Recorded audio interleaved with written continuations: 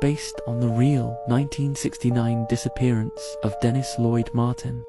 In June 1969, the Martin family packed their camping gear and drove to the misty forests of Great Smoky Mountains National Park. The mountains were quiet and beautiful. Tall trees stretched high into the sky, and a cool fog drifted between them like ghosts moving silently through the forest. 6-year-old Dennis Martin was full of excitement. He loved adventures. "Dad, can we explore the woods?" Dennis asked, tugging on his father's sleeve. His father, William Clyde Martin, smiled. "Stay close to the campsite," he reminded him. Dennis nodded quickly, but inside his mind, a mischievous idea had already begun to grow. That afternoon, Dennis played with a few other boys near the trees. They whispered together, giggling. "Let's scare the adults," one of them suggested. Dennis's eyes lit up. The plan was simple. They would hide behind the trees, jump out suddenly, and shout to surprise their parents. The boys ran into the woods and spread out behind the trees. Dennis hid behind a thick patch of bushes. The forest suddenly felt larger, quieter. He waited for the moment to jump out.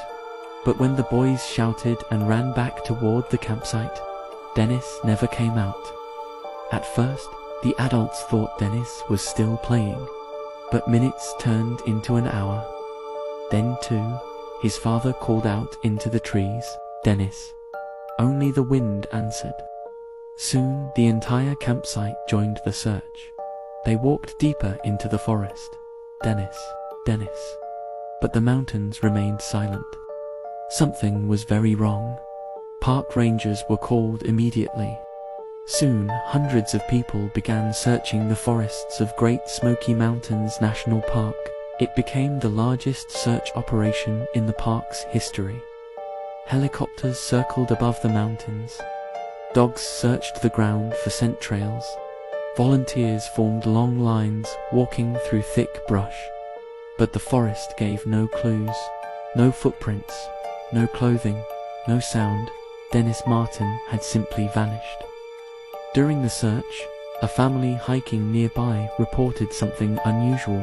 A man claimed he saw a strange, wild-looking figure carrying something over its shoulder while moving quickly through the trees. At first, investigators thought it might have been a bear, but the witness insisted. The figure looked more like a person, yet it moved too fast.